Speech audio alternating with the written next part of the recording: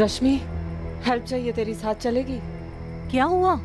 Police station चलना है। देख स्टेला, पुलिस के पास जाके कोई फायदा नहीं है। तू समझ नहीं रही है, जेनी बहुत ज्यादा डर गई है। मैं समझ रही हूँ स्टेला, लेकिन तू ही सोच, पुलिस उनको पकड़ेगी, डांट के छोड़ देगी। ये प्रकाश और संजय आवारा गुंडे हैं। वो दोनों धमकी दे रहे हैं कि जेनी का रेप कर देंगे, एसिड फेंक देंगे उसके ऊपर।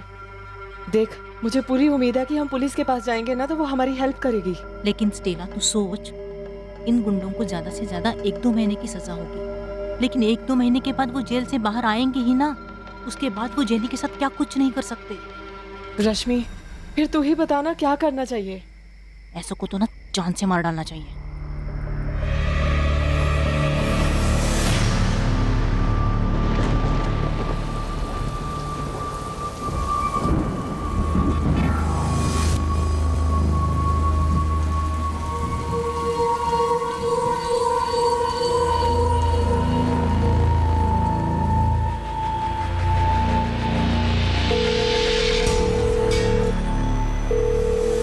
हेलो।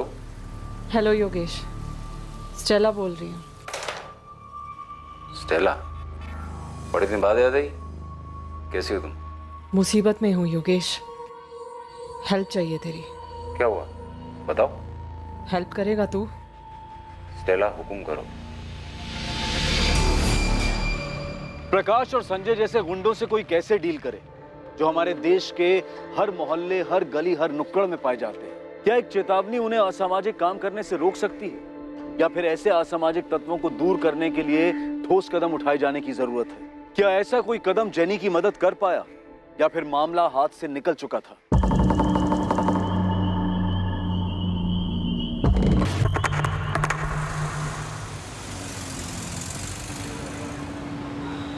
पायल, जल्दी कर, कभी तो कॉलेज टाइम पे पहुंच।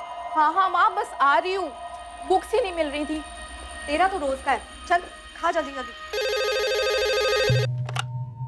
हेलो, गोविंद देसाई का घर है? हाँ लेकिन वो घर पे नहीं है, आप उनके मोबाइल पे फोन कर लो। आप कौन बोल रही हैं? मैं उनकी वाइफ सुजाता देसाई। आप कौन? मैं कस्तूरी मार्ग पुलिस स्टेशन से सब इंस्पेक्टर वरुण नाडकर्णी बोल रहा हूँ। जी बोलिए। आपके पति घर कब से नहीं आए? जी वो कल निकले थे, रात में नहीं लौटे। लेकिन आप क्यों पूछ रहे हैं? हमें आपका नंबर आपके पति के मोबाइल फोन से मिला, होम नाम से सेव किया था। मैं अभी कस्तूरी फाटा के पास हूँ, यहाँ पे आपके पति की डेड बॉडी मिली है। ये क्या बोल रहे हैं आप? आपको गलतफहमी हुई होगी, ऐसा नहीं हो सकता, वो नहीं हो सकते। हमें उनके पर्स से उनका आइडेंटिटी कार्ड मिला है, मैं आपको फोटो भेजता हूँ। माँ, माँ क्या हुआ? किसका फोन था? माँ किसका फोन था? पुलिस का फोन था। पुलिस? क्यों? गोविंद की बॉडी मिली है। क्या? मोबाइल नहीं है, मारने वाला गाड़ी भी नहीं लेता। सुनसान जगह है, यहाँ पे कोई रोकने वाला भी नहीं होगा। सर ये पेपर्स मिले हैं, गोविंद के नाम पर है, गाड़ी इसी की। लगता है सर इसे बाहर निकाल कर मारा गया है। गाड़ी के अंदर कोई खून के निशान नहीं है और ना खून साफ करने कोई निशान नहीं है। हमने घास में देख लिया है, यहाँ पर कोई यहाँ पे बुलाया गया होगा गायकवाड़, इसे नहीं पता होगा, इसे गाड़ी से उतार के मार देंगे।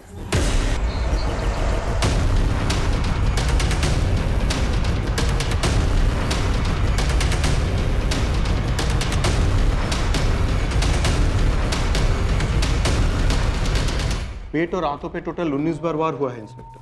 डॉक्टर ये वार किस चीज से किए गए? चाकू या चॉपर? 2 बड़े चाकू, लेकिन वार किसी एक एंगल पे नहीं हुआ है, आड़े टेढ़े लगे। कम से कम 2 लोग होंगे और दोनों ने एक ही साथ एक ही वक्त पर मारा है। ये डेथ कल शाम 6 से 8 बजे के बीच में हुई है।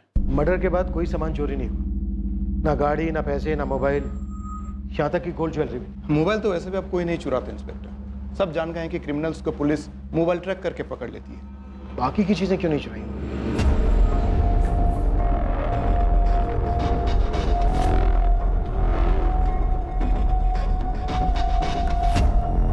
साहब ये Govind golden empire state agency का ओनर है। प्रॉपर्टी ब्रोकिंग, मनी लेंडिंग के मार्केट में इसके नाम का सिक्का चलता है। पालघर, धानु, मनोर और इस साइड विरार तक बहुत लंबा हाथ फैला रखा है इस बंदे ने, और अभी मर्डर की खबर पूरे इलाके में फैल रही है। तुरंत काम पे लग जा पीटर, ये काम जरूर किसी हिस्ट्री शीटर का है। और याद रखना 2 लोग होंगे। साहब आपने बताया कि उसका कुछ चोरी नहीं हुआ, तो फिर पक्का इसके नाम की सुपारी निकली होगी। कोई इसका मर्डर ऐसे ही तो नहीं करेगा।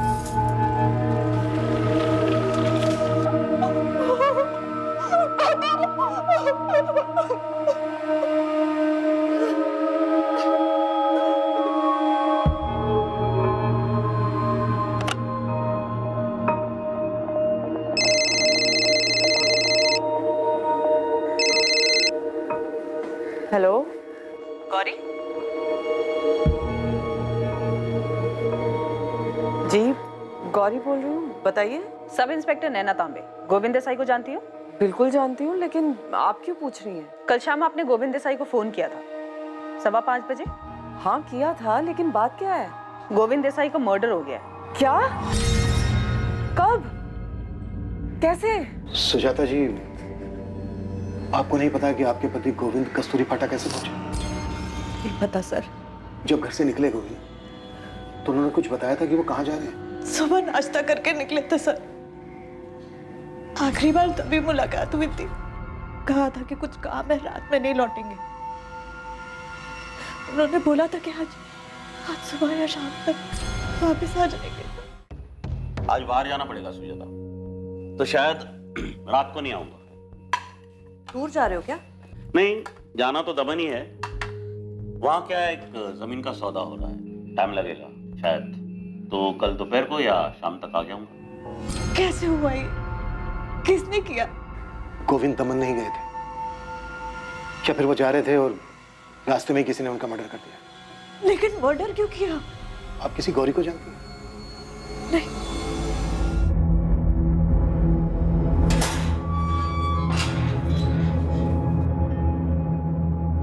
नमस्ते ईश्वर भाऊ। जी तू पता लगा ये कैसे हुआ? किसी ने भी किया हो ईश्वर भाऊ, अपना क्या है, अपना तो काम हो गया। लेकिन जीतू ये काम किसका है? मालूम करता हूँ, थोड़ा टाइम लगेगा। आज सुबह ही गोविंद की बॉडी मिली है, इसका मतलब है कल रात ही उसका मर्डर हुआ होगा।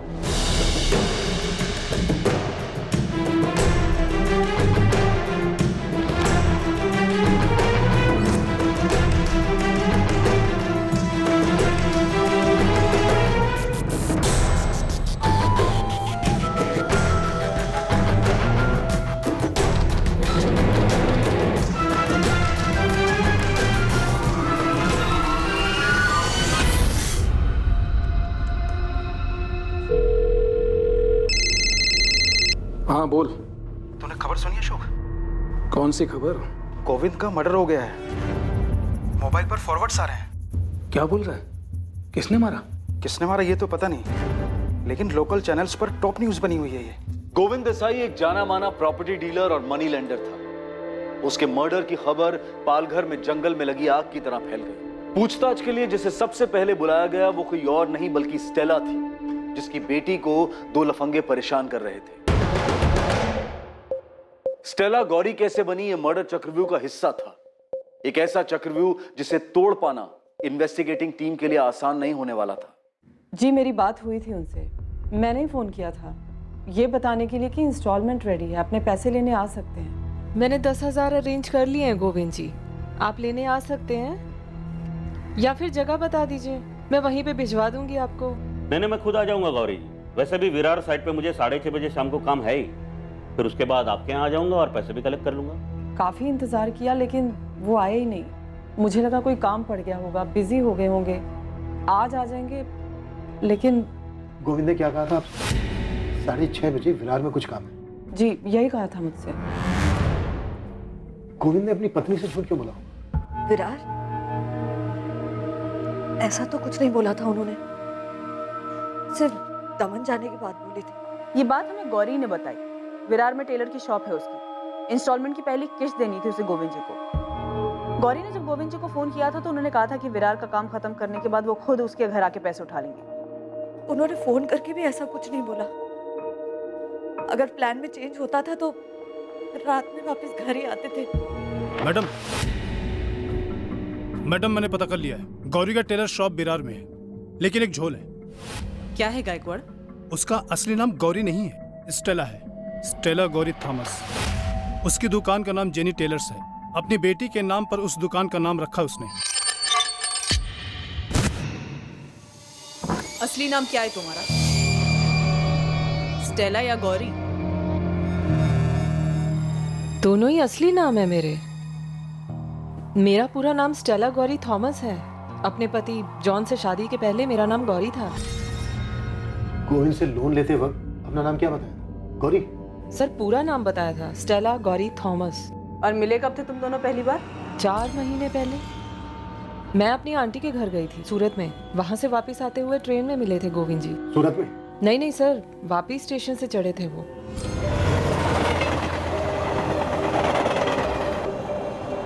मुझे गोविंद जी एक अच्छे आदमी लगे। हमने बातचीत शुरू की तो उन्होंने मुझे बताया कि वो प्रॉपर्टी और मनी लैंडिंग के बिजनेस में है। तो मैंने उनसे पूछा कि अगर कभी मुझे पैसे की ज़रूरत पड़ी तो मेरी मदद करेंगे क्या? वो मुझे लोन देंगे। गोविंद जी ने कहा कि मुझे लोन देंगे, बिल्कुल लोन देंगे, लेकिन मुझसे वजह भी पूछी कि मुझे पैसे क्यों चाहिए। तो क्या वजह बताई तुमने?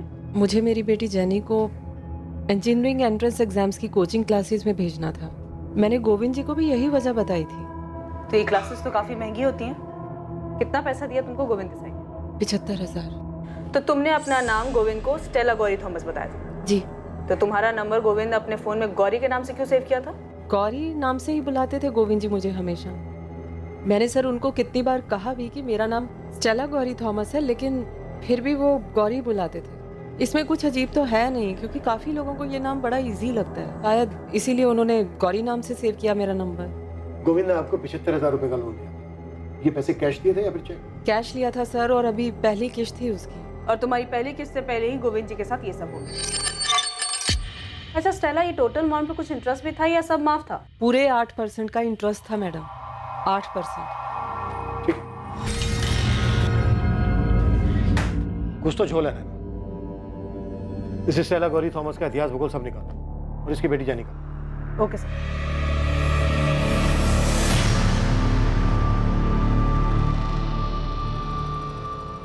स्टेला की बेटी जेनी अब स्कूल से अपने घर बिना डरे सुरक्षित वापस आती थी। अब उसे ना किसी छेड़छाड़ की चिंता थी और ना ही किसी के द्वारा उत्पीड़ित किए जाने का डर था।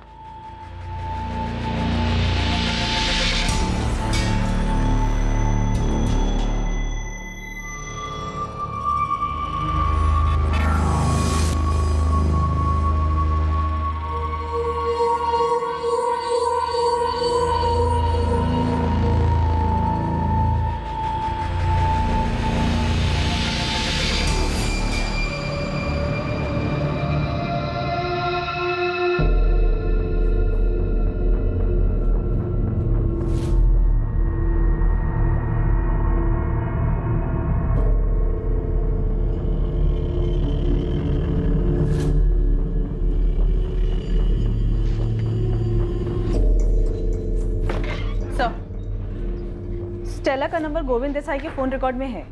स्टेला गोविंद को 4 महीने पहले मिली थी, तब भी उसका ये नंबर रिकॉर्ड्स में? Yes sir. कुछ तो गड़बड़ है नैना। लोन लेने वाली औरत अपना नाम स्टेला गौरी थॉमस बताती है और लोन देने वाले को उसके नाम में सिर्फ गौरी पसंद आता है, और वो उसका नंबर अपने फोन में इसी नाम से सेव करता है। क्यों? तो आपका मतलब पैसों के लेन देन के अलावा भी कोई मैटर हो सकता है? हालांकि अभी ठीक से कुछ कहा नहीं जा सकता, पर कुछ भी हो सकता है। फिर तो सर हमें इस गोविंद देसाई का बैकग्राउंड अच्छे से चेक करना होगा।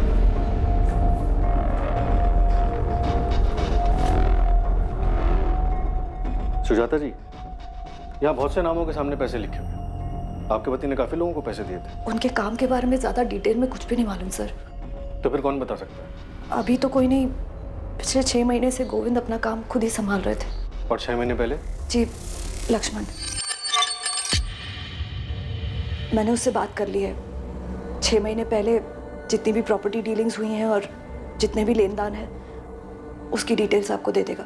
आपके पति के कोई ऐसे दोस्त हैं जिनसे हम बात कर सकें? 2 हैं, अशोक और नरेश। वो उनके बहुत पुराने दोस्त हैं। हमें उनके नंबर चाहिए। जी। सुजाता जी, क्या आपको किसी पे शक है कि आपके पति गोविंद के साथ ऐसा कौन कर सकता है? देखिए, क्राइम सीन वैसा का वैसे ही था। ना कुछ छुपाया गया ना मिटाया गया, कोई छेड़छाड़ नहीं हुई। आपके पति का सामान भी चोरी नहीं हुआ। 100% ये मर्डर किसी पर्सनल मैटर की वजह से हुआ। सर, अंदाजा लगाना तो बहुत मुश्किल है। मेरे पति बहुत अच्छे आदमी थे सर। सर आप किसी गौरी के बारे में पूछ रहे थे, वो कौन है? हाँ, यहीं विरार में रहती है, स्टेला गौरी थॉमस। आप कुछ याद करके बता सकती हैं, कभी आपके पति ने इस नाम का कोई जिक्र किया हो? सर वो हमें अपने काम से दूर ही रखते थे, कभी कहीं आना जाना होता था तो बता देते थे। उस दिन भी बताया था कि दमन जा रहे। देखिए, दमन जाने की कोई भी बात हमारे सामने नहीं आई है। हमने उनके फोन रिकॉर्ड लोकेशन चेक किए, ऐसा कुछ भी सामने नहीं आया कि वो दमन गए थे या दमन में थे। सुपारी है बेटा, ईश्वर गरुड़ का नाम तो सुना ही होगा। धानु के जेल में आराम कर रहे इस वक्त। उसी ने ये सुपारी उठाया था गोविंद के नाम का। उसका एक पंटर है जीतू तलपड़े, और इस जीतू ने 15,000 रुपये दिए थे हिस्ट्री सीटर चंदू को, इस गोविंद को दुनिया से उठाने के लिए। तो मतलब तू कह रहा है कि सुपारी सबसे पहले मिली ईश्वर गरुड़ को, उसने दी अपने पंटर जीतू को, जीतू ने आगे बढ़ाई चंदू को। तू मुझे एक बात बता, ईश्वर गरुड़ को सुपारी बेची किसने? अब ये बेचने वाले एक जगह दुकान लगाकर थोड़ी बैठते बेटा। मुझे जितनों के नाम पता थे तुझे बता दे। गरुड़ सबका गुरु है, सबको बोल इस गरुड़ को अच्छी तरह से गुरु दक्षिणा देने के लिए, सब बता देगा। देखो ज्योति, जो भी था मैंने सब बता दिया, मैं कुछ नहीं छुपाता। पर तुमने ऐसे क्यों किया रतन? क्यों? तूने जो किया वो क्यों किया? क्या जरूरत थी? गोविंद हमारे बचपन का दोस्त था सर। काफी टाइम तक मिलना जुलना था हमारा उससे। काफी टाइम तक था, मतलब फिलहाल नहीं था। क्यों ऐसा? गोविंद बदल चुका था सर। अब मरे हुए इंसान के बारे में क्या बात करें? ऐसा भी क्या बदलाव आ गया था गोविंद में? गुरूर सर, गुरूर पैदा हो गया था उसमें। पैसे का गुरूर जो हर कोई नहीं संभाल पाता, जिसने अच्छे अच्छे को बदल दिया सर। हमारा दोस्त भी बदल गया था सर, अमीर होने का रौब झाड़ता था हम पर। और क्या क्या खूबियां थी तुम्हारे समीर दोस्त में, खास करके ऐसी जिसकी वजह से उसका मर्डर हो गया? सर उसके मर्डर का तो हमें कोई अंदाजा नहीं है। तकरीबन 2 साल पहले हम लोगों ने उससे अपनी दोस्ती खत्म कर ली थी।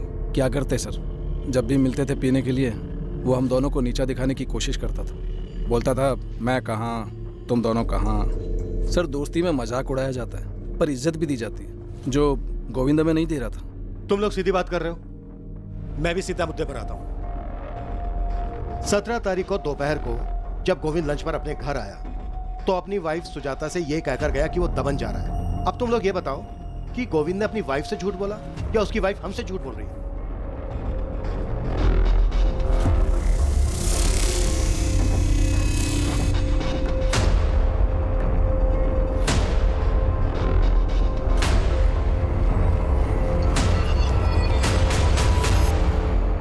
अब सर ये हम कैसे बता सकते हैं कि सुजाता वेनी सच बोल रही है या झूठ? और वैसे भी सर हम तो उससे दूर हो गए थे। सर अगर आप गोविंद के मर्डर के बारे में सच पूछना चाहते हैं तो उसके राइट हैंड लक्ष्मण से पूछिए, वो सही आदमी है अगर सच बोलेगा तो।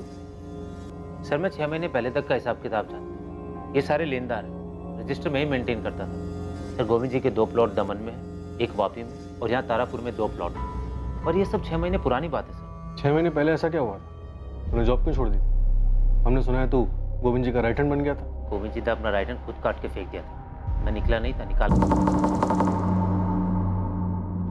लक्ष्मण, ये तेरे रजिस्टर में रमाकांत के 20,000 कहां से पैदा हो गए बे? ये क्या बोल रहे हो भाऊ? 15 तारीख को आपको कैश दिया था, आपने तो एंट्री की थी। अच्छा, मेरी डायरी में तो एंट्री है नहीं इसकी। लिखा है क्या कुछ इधर? जेड़ा समझा मेरे को? हाँ, ये धंधे में तेरा बाप हूं मैं साले, समझा ना? भाऊ ऐसे बात मत करो, गलती आपसे हुई है, एंट्री आपने नहीं की। मुझसे गलती हुई? मुझसे गलती हुई? ठीक। ये मुकेश पवार ने 30,000 रुपये दिए। देख ना, इधर देख, तूने लिखा है ना? कहाँ है पैसे? कहाँ है पैसे? कहाँ है? देखो भाऊ ऐसा कुछ उल्टा सीधा मत बोल। जब भी कैश आता है उसको काउंट करता हूँ, आपको देता हूँ, उसके बाद रजिस्टर में एंट्री करता हूँ। आप अचानक से बोलोगे तो कैसे याद दिलाऊं भाऊ? भाऊ पिछले 3 साल से इस ऑफिस में काम कर रहा हूँ, आप अचानक से ऐसा नहीं बोल सकते। 3 साल से तू काम नहीं कर रहा है, 3 साल से ना तू सिर्फ मुझे छूना लगा रहा है। अब तक तू लखपति बन गया होगा। कितने पैसे बनाए रे? कितने पैसे बनाए? बोलना बोलना। सर ऐसे कैसे थप्पड़ मार सकते? थप्पड़ सर सीधा दिल पे लगा, उसने बोला निकल जा, मैं निकल गया सर। तो सच में घपला करता था? सर मेरा नाम लक्ष्मण है, गोविंद नहीं। ईमानदारी से काम करता हूँ, कोई घपला नहीं किया सर मैंने। तो तेरे कहने का मतलब है गोविंद घपला करता? अब मरने वाले के बारे में बुरा क्या बोलूं, वही नहीं की इज्जत करता हूँ। वो खुद से नहीं मरा लक्ष्मण, उसे मारा गया। बोलना तो तुझे पड़ेगा। क्या बोलूंगा सर? इस लिस्ट में जितने लेनदार हैं ना, किसी से भी पूछ लो, कोई कुछ नहीं बोलेगा। और बहुतों को तो सर पता भी नहीं होगा। तुझे तो पता है, तू बोल। सर मजबूर लेनदारों की बीवियों के साथ सोता था, दिन रात सब एक थी उसके। बहुत औरतों को अंदर आते देखा, किसकी बीवी है मुझे नहीं पता, पर मैं सिकंदर के शैतान को पहचान गया था।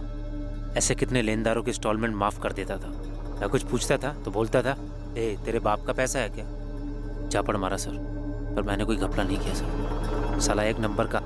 सुजाता वहीने को तो उसकी करतूतों के बारे में पता भी नहीं होगा। दमन बोल के गया था, यही है जो गौरी है उसके साथ। इधर भी कुछ उल्टा सीधा किया होगा सर।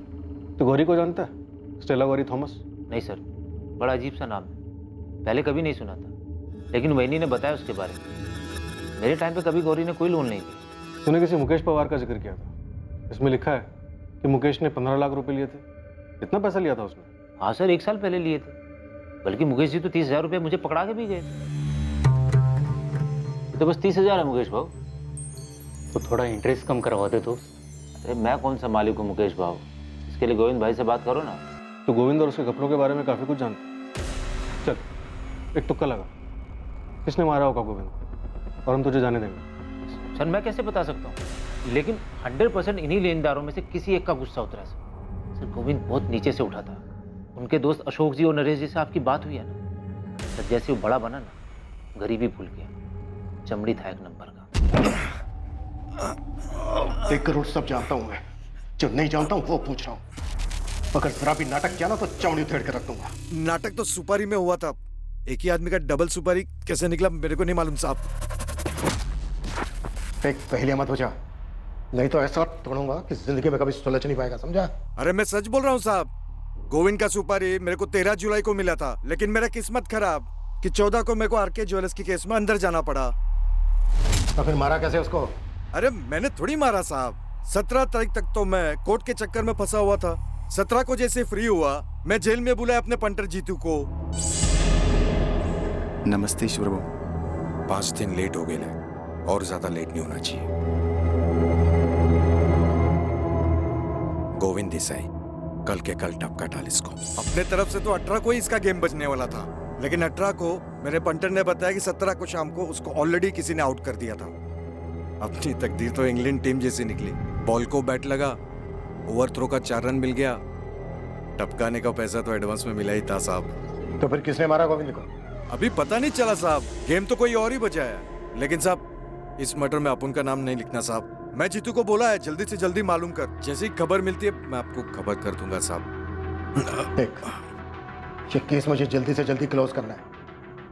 अब तू ये बोल, तुझे सुपारी किसने दी? ओ, रतन देशमाने नाम है उसका साहब।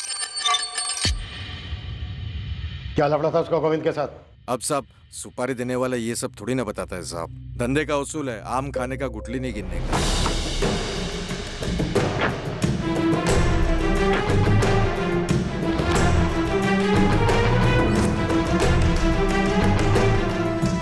Good afternoon sir. आपने बुलाया सर? सोनाली, तुम्हारी प्रॉब्लम क्या है? तुम्हारी वजह से रोज कोई ना कोई बवाल खड़ा होता है। मुझे कोई प्रॉब्लम नहीं है सर। तो फिर तुम्हारी ये अजीब बिहेवियर की वजह क्या है? तुम मेरी इकोनॉमी से क्लासेस तो रेगुलरली मिस करती हो, ऊपर से जो भी क्लास अटेंड करते हो वहां तुम्हारे बेतुकी सवाल की वजह से क्लास का वक्त जाया होता है। सर सवाल करने से वक्त जाया होता है? No Sonali, I am not saying that, लेकिन तुम जो भी सवाल करो सिलेबस के हिसाब से करो। तुम इंटेलिजेंट हो, पर इसका मतलब ये तो नहीं ना कि तुम सिलेबस के ऊपर ही सवाल करो या अपने प्रोफेसर को उल्टे सवाल पूछो। एक बात गांठ बांधो, जिंदगी में कुछ भी आइडियल नहीं होता। हम सिलेबस में पढ़ाते हैं कि बैंकिंग सिस्टम की वर्किंग मेथड क्या है, बैंक कैसे काम करता है या उसे कैसे काम करना चाहिए। दुनिया में ऐसा नहीं होता है, नहीं होता है तो क्यों नहीं होता है।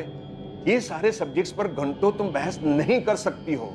अमीर और वेल एस्टैब्लिश्ड कॉर्पोरेट्स बिना लोन चुकाए कैसे बच जाते हैं, जबकि एक आम आदमी अपनी मजबूरी के चलते अगर लोन की सिर्फ एक किश्त नहीं भरता है तो बैंक उसका जीना दुश्वार कर देती है। एनपीए की वजह से हुआ लॉस आम आदमी से वसूला जाता है, जबकि लोन पास करते टाइम आम आदमी को लाखों सवालों का जवाब देना पड़ता है, तब जाकर बड़ी मुश्किल से उन्हें लोन मिलता है। आखिर ये लोन का सिस्टम आम आदमी के लिए मदद के लिए बनाया गया है। सोनाली, तुम बिना पढ़े बिना क्लास में ध्यान दिए सारा सवाल कर रही हो। यू नो तुम्हारी प्रॉब्लम क्या है? तुम्हारी ध्यान सिलेबस पर नहीं, सवाल जवाब पर ज्यादा है। चैप्टर नंबर 8 एनपीए के बारे में। चैप्टर नंबर 6 यह बताता है कि बैंक किसको लोन देने लायक किस कंडीशन में समझता है। उन किताबों में ऐसा कोई चैप्टर नहीं है सर जिससे ये पता चल सके कि कैसे जहां एक अमीर बिजनेसमैन बैंक का सारा पैसा लेकर विदेश भाग जाता है और वहीं दूसरी तरफ एक आम गरीब आदमी अगर बैंक के सिर्फ एक लोन नहीं चुका पाता तो खुद को फांसी पर लटका लेता है। सर ये पढ़ा आपने? हाँ पढ़ा है। तो अच्छा, अब तुम्हारा नया सवाल ये मर्डर केस को लेकर होगा। सर ये बंदा गैर सरकारी तरीके से लोगों को पैसे उधार देता था, एक प्राइवेट मनी लेंडर था। सवाल ये है कि लोग आखिर क्यों मजबूर हैं ऐसे ब्याजखोरों से पैसे लेने के लिए? सोनाली, तुम इंटेलिजेंट हो, तुम जो चाहो वो हासिल कर सकती हो, इसलिए मैं तुम्हें कह रहा हूं बेवजह सवाल उठाकर तुम्हारी एनर्जी, तुम्हारा वक्त जाए मत करो। हर एक की जिंदगी में उतार चढ़ाव आते हैं और यही जिंदगी का नियम है। इसका मतलब ये तो नहीं ना कि हम उसमें ही उलझ कर रह जाए।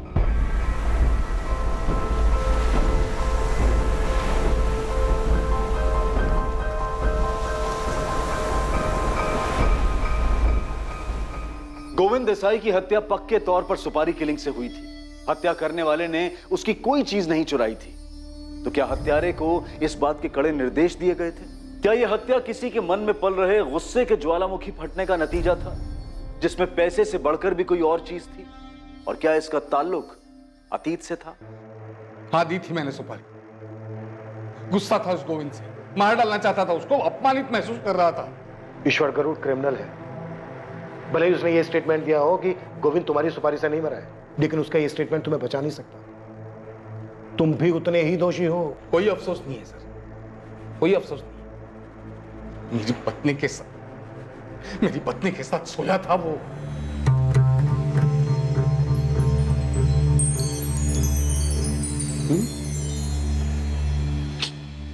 बैठना रे, बैठना। मैं क्या बोलता हूँ, तेरे हस्बैंड के लोन के 5% माफ। मुझे लगा सारा लोन माफ हो जाएगा। क्या? कैसी बात कर रही है? ये के बार में पूरा 5 लाख माफ? ठीक है ना, उसके बाद देख लेते कितना माफ कर सकता हूँ। ठीक है ना? आप समझ नहीं सकते, जब मुझे इस बात का पता चला तो मैं किस दर्द से गुजरा हूं कोई नहीं समझ सकता, जब तक कि ये सब उसके खुद के साथ ना हुआ हो। तुमने लोन लिया था उससे, लेकिन इस चीज के लिए नहीं ना सर। पैसे लौटाने में थोड़ी सी देरी क्या हो गई? इसने जीना हराम कर दिया था मेरा, परेशान कर दिया था मुझे। तुम ऐसे आदमी के पास गए ही क्यों? मैं कोई शौक से नहीं गया था सर उसके पास। एक भी बैंक मुझे लोन देने के लिए तैयार नहीं था और मेरे पास और कोई चारा भी नहीं था। बस इसी का फायदा उस साले ने उठा लिया और मेरी पत्नी के साथ। तुम्हारी पत्नी अगर इस चीज के लिए तैयार नहीं होती तो ऐसा होता ही नहीं। ऐसा तब नहीं होता जब ये जानवर दूसरों की पत्नियों पर बुरी नजर नहीं रखता। सर मुझे जरा भी अफसोस नहीं है उसकी मौत का, जरा भी गम नहीं है। और मुझे यकीन ऐसे और कई लोग होंगे जिनको इसने सताया है। इससे तुम्हारा गुनाह कम नहीं हो जाता। तुमने गोविंद की सुपारी दी थी, कानून इसकी तुम्हें सजा देगा। तुम्हारे अलावा और कौन हो सकता है जो गोविंद को मारना चाहता था? वो मेरी सुपारी से नहीं मरा, उससे मुझे कोई फर्क नहीं पड़ता। और मुझे यह भी नहीं मालूम कि और कौन कौन उसको मारना चाहता था। और सर अगर मुझे यह पता भी होता तब भी मैं आपको नहीं बताता।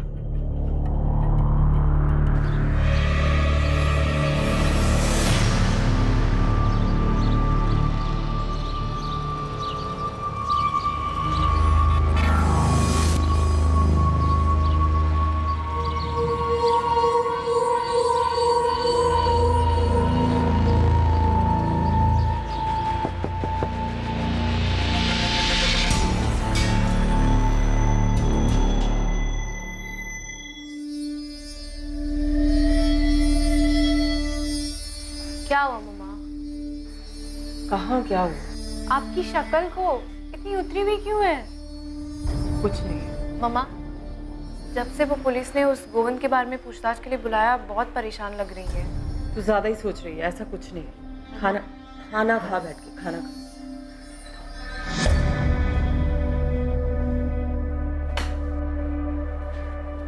मम्मा, आपने वो संजय और प्रकाश को क्या बोला था? यही कि मेरी बेटी को परेशान न करे। बस आपने इतना बोला और वो लोग मान गए? हाँ, बस यही बोला, लेकिन जैसे बोलना चाहिए था वैसे बोला। अब बातें मत कर, खाना खा, खाना खा।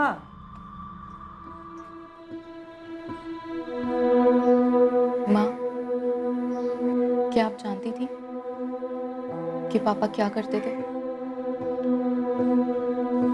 नहीं, और तू भी अपने कान बंद कर ले। लोग क्या कहते हैं वो सब मत सुन। मरने वाले लोगों के बारे में बुरी बातें नहीं करते। पर मैं जानती थी जब वो जिंदा थे तब भी कि वो क्या करते थे।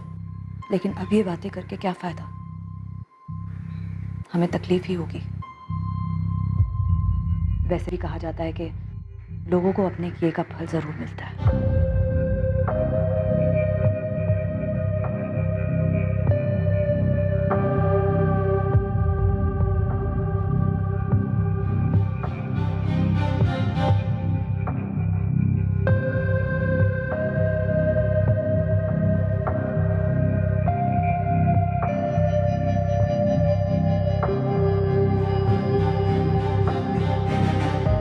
साहब, ये गोविंद का मर्डर रतन देशमाने के सुपारी की वजह से नहीं हुआ। इसके पीछे दो अलग बंदों का हाथ है, ईश्वर और उसका राइट हैंड जीतू। इन लोगों ने सब अरेंज किया था। अभी दोनों गायब है, पर न्यूज कंफर्म है कि इन दोनों ने मर्डर नहीं किया। मैंने तुझे 2 आदमियों का कच्चा चिट्ठा निकालने के लिए कहा था, क्या हुआ उसका? अच्छा, वो मुकेश पवार ना साहब? हाँ, उसका भी निकाला है ना साहब। मैंने अपने 2-3 बंदों को काम पे लगाया था। पता चला है कि किसी प्राइवेट फर्म में अकाउंटेंट का काम करता है। गोविंद से 15 लाख रुपए लिए थे उसने, 12 लाख अभी भी सर पे है। गोविंद की पत्नी सुजाता से इसने वादा किया था कि पैसा वापस कर देगा करके। अभी सुजाता इन सब लेनदारों के पीछे पड़ने वाली है। हेल्प करने के लिए उसने लक्ष्मण को भी वापस काम पे रख लिया है। साहब, मैं आपको 2 बातें और बताने वाला था। कौन सी बात? पहली तो लक्ष्मण देवधर के बारे में। कुछ हो लेके उसने गोविंद के लफड़े और कपड़ों के बारे में बताया था। गोविंद के लफड़े के बारे में बताया होगा, पर अपने लफड़े के बारे में नहीं बताया होगा साहब। तो तू बता दे, क्या छूट गया हमसे? पायल साहब, गोविंद की बेटी पायल और लक्ष्मण।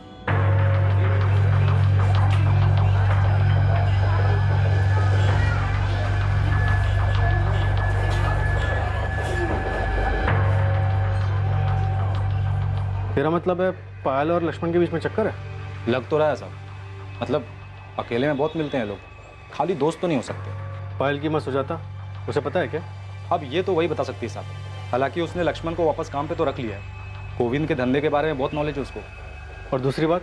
दूसरी बात ना 2 साल पुरानी है। अपने पालघर में एक सुसाइड हुआ था, विनोद विचारे नाम था मरने वाले का।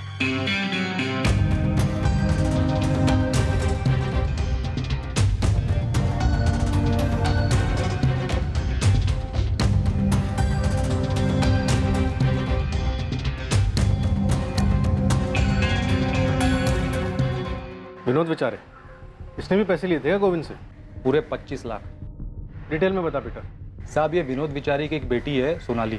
तभी 18 साल की थी, अभी 20 साल की हो गई है। बीकॉम फाइनल ईयर में पढ़ती है। तो तू बोल रहा है उसने बदला लिया होगा? मेरे पापा ने सुसाइड नहीं किया है।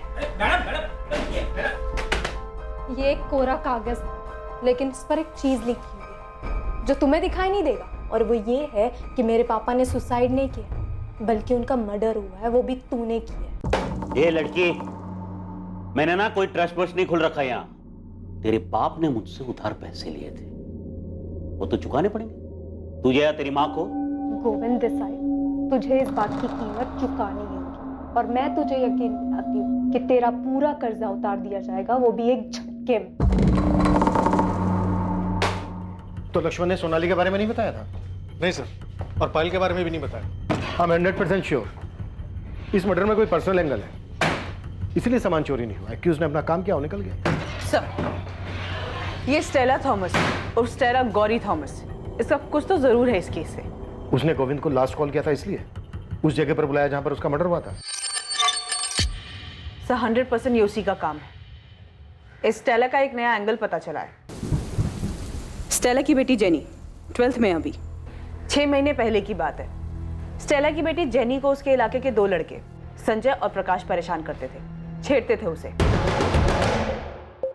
ये बात जेनी ने स्टेला को बताई। स्टेला ने फिर एक्शन लिया, पर क्या ये नहीं पता। गौरी, स्टेला का नाम? लेकिन स्टेला ने तो मुझसे कभी नहीं कहा।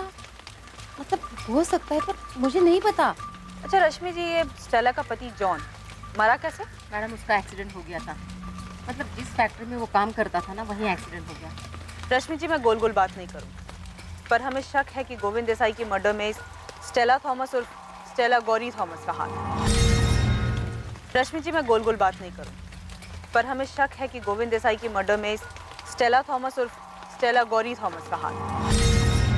ये क्या कह रही हो मैडम आप? नहीं मतलब इसके बारे में सही में मुझे कुछ नहीं पता। मैडम जेनी बहुत परेशान थी 2 लड़कों की वजह से, प्रकाश और संजय। ये हमारे इलाके में रहते थे वो। थे मतलब? अभी कहाँ है वो दोनों? वो तो नहीं मुझे पता, पर हमेशा जेनी को छेड़ते थे वो और कुछ गलत करने का मौका ढूंढ रहे थे बस। स्टेला भी बहुत परेशान थी, वो तो पुलिस के पास जाना चाहती थी, लेकिन मैंने ही मना किया था उसे। क्यों? मैडम प्रकाश और संजय दोनों गुंडे थे, आप लोग उन्हें पकड़ लेते, 4 दिन अंदर रखते, लेकिन 4 दिन के बाद तो उनको छूट के बाहर ही आना है। और फिर वो न जाने जेनी के साथ क्या करते। तो ये मामला निपटा कैसे? मतलब उन दोनों ने जेनी का पीछा कैसे छोड़ा? ये सब तो मैं नहीं जानती मैडम, बस मैं इतना जानती हूँ कि स्टेला ने कैसे भी करके उनके मचमच को निपटा दिया था। सलाम मैडम। मैडम मिस्टर इंडिया बन गए ये प्रकाश और संजय, कहाँ गायब हो गए किसी को कुछ पता नहीं। कुछ पता नहीं मतलब? 6 महीने से गायब। गणेश, तो स्टेला की जड़ें खोद के निकाल, देखे तो क्या चीज़ है ये, कैसे गायब करवाया इसने इन दोनों लड़कों को। ठीक है, 6 महीने से संजय और प्रकाश दोनों लापता हैं। जेनी को 2 लड़के छेड़ते थे, प्रकाश और संजय। जेनी की माँ स्टेला ने एक्शन लिया और ये दोनों लड़के गायब हो गए। इन दोनों लड़कों के गायब होने के 6 महीने बाद गोविंद का मर्डर हो जाता है। क्या लगता है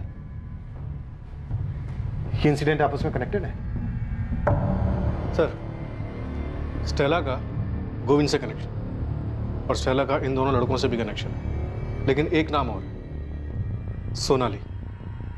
इसने गोविंद को धमकी दी थी। से सोनाली बेचारे का कनेक्शन का पता करना चाहिए, शायद स्टेला को जानती हो। तुम दोनों लक्ष्मण और पायल को भी भूल रहे हो। ये दोनों भी कनेक्टेड हैं गोविंद से।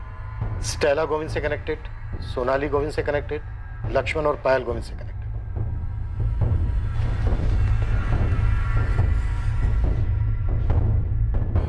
है क्या ये चक्रव्यूह? योगेश, पुलिस पूछ रही थी।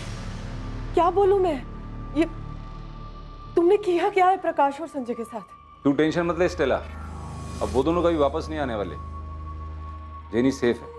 टेंशन मुझे पुलिस दे रही है योगेश। तुम बताते क्यों नहीं? किया क्या है तुमने उन दोनों के साथ? मैंने बोला ना, वो कभी वापस नहीं आएंगे। तू आराम से घर पे बैठ।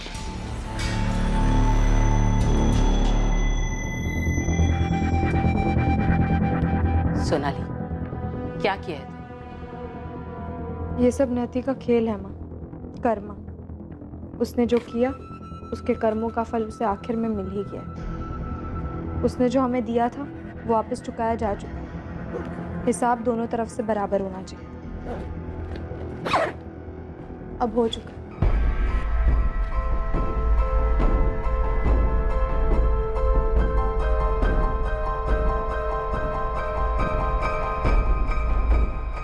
अंधेरा अब हमारी जिंदगी से चला गया है पायल।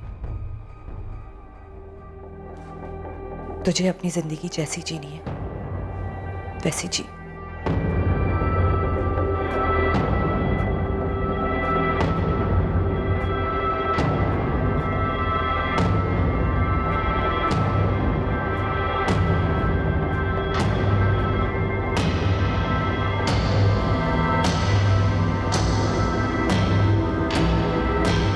अगर गोविंद की हत्या करने के लिए चक्रव्यूह रचा गया है तो इस कनेक्शन और मकसद को समझने के लिए हमें इनके इर्द गिर्द भी चक्रव्यूह रचना होगा। गोविंद अपनी पर्सनल लाइफ में चाहे कैसा भी था, लेकिन हमारे लिए ये सिर्फ एक मर्डर केस है। हमें गोविंद के कातिल तक पहुंचना ही है, चाहे वो फिर एक है या फिर एक से ज्यादा। इस केस में कई लोगों ने गोविंद देसाई को मारने के लिए मुखौटा लगा रखा था। वो वैसा नहीं दिखा रहे थे जैसे वो असलियत में थे। उनमें से ज्यादातर लोग गोविंद की मौत चाहते थे और हुआ भी ऐसा ही। लेकिन जिन लोगों ने यह चक्रव्यूह रचा था, उनके बीच का कनेक्शन पता कर पाना आसान नहीं था। इस जुर्म का जाल इतनी बारीकी से बुना गया था कि इसका कोई सिरा खुला नहीं था। जिसे पकड़कर पुलिस इस जाल को सुलझा पाती। लेकिन ये ऐसा मर्डर नहीं था जिसे फाइलों में दबने के लिए छोड़ दिया जाता। पुलिस अपराधियों तक पहुंची। अपराध करने वाले और उसकी साजिश रचने वाले के बारे में जानना चौंकाने वाला था। कल इस केस के दूसरे और आखिरी भाग में हम पता करेंगे कि आखिर किसने रचा था ये चक्रव्यूह। अब मैं अनूप सोनी आपसे विदा लेता हूं, फिर मुलाकात होगी। और याद रखें, क्राइम और आपके बीच में सिर्फ इतना फर्क है कि आप कितने सतर्क हैं। सतर्क रहें, सुरक्षित रहें। जय हिंद।